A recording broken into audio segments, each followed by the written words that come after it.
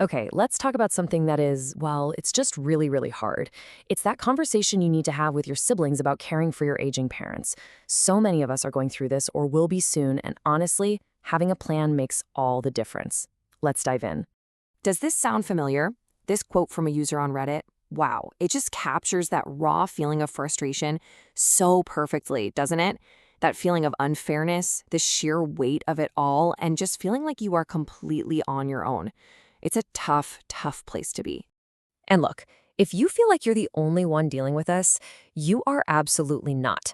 An analysis by the Urban Institute showed that about 70%, that's 7 out of 10 people over 65, are going to need some kind of long-term care.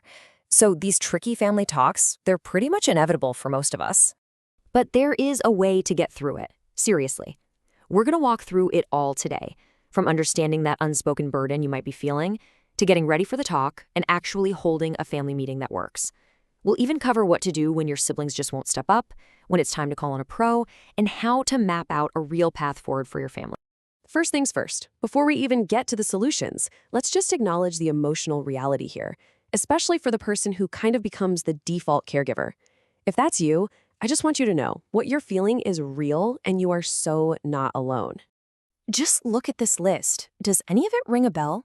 That deep exhaustion, that resentment that just kind of bubbles under the surface, feeling lonely, unappreciated, even a mix of anger and guilt. These feelings are so common. It's not you. It's just part of this incredibly difficult journey. Okay, so once we've sat with those feelings for a minute, it's time to shift gears. We've got to move from feeling stuck to taking action. And the absolute key here is preparation. You really can't just wing this conversation. So before you even think about talking to your siblings, you have to ask yourself this one simple question. What do you actually want? Do you need someone to physically show up and run errands, or do you just need someone to check in and see how you're holding up? You have to get crystal clear on your own needs first. That's your starting point. And here's the practical side of getting ready. Think of it as your pre-game checklist. You'll want to get all the important paperwork together, financial stuff, contact info for their lawyer or accountant, power of attorney documents. But the most important part, defining those specific tasks you need help with. And hey, remember, help doesn't always mean time. Sometimes it means money. Both are valid contributions. All right, you've figured out what you need, you've got your documents in a row, now it's time for the main event, the family meeting. This is where you try to shift this from your problem to our plan. Now, if you take one thing away about communication, let it be this. I statements are your best friend. Seriously, it's the difference between saying, you never help out, which just makes people defensive, and saying, I need help with errands on Thursdays. One is an accusation, the other is a solvable problem. It completely changes the tone of the conversation. So what does a good meeting look like? Here's a 6-step game plan. You start with the facts, the doctor's report. Then you get into the nitty-gritty. Care needs, money, and who is going to do what. Now, step 5 is huge. You have to explicitly ask what the main caregiver needs to avoid burnout. And you never ever end a meeting without clear next steps and another check-in on the calendar. Okay, but let's get real for a second. What happens when you do everything right and you still have a sibling who just digs their heels in and refuses to help? It's a heartbreaking situation, and at that point, your focus has to shift from teamwork to taking care of yourself. I love this phrase.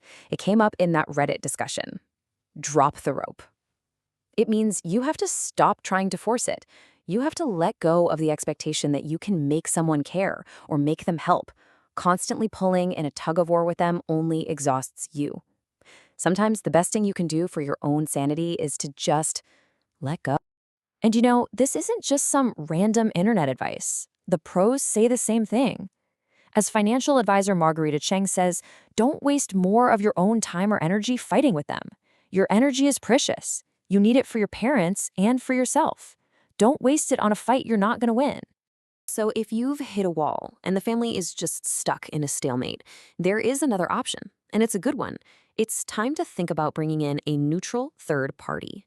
It's called elder mediation. Now, this isn't about dredging up old family drama. It's a very focused process. You bring in a professional who's trained to cut through the arguments and help your family actually create a plan that works. It's all about moving forward, not looking back. And a mediator can be a total game changer.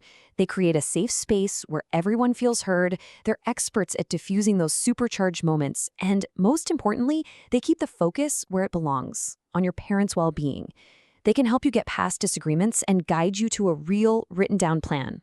So whether you get there through a great family meeting or with the help of a mediator, the end goal is always the same. It's about creating a care plan that's sustainable for the long haul, one that works for your parents and doesn't completely burn you out in the process. And at the end of the day, your plan is probably going to involve one of these three main paths. Family-only care is great, but it really depends on everyone cooperating.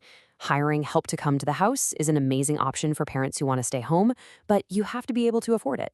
And then there's assisted living, which provides total care but is a huge financial and emotional step. There's no single right answer here, just the one that's right for your family. Whatever you all decide, please do this one thing. Document it.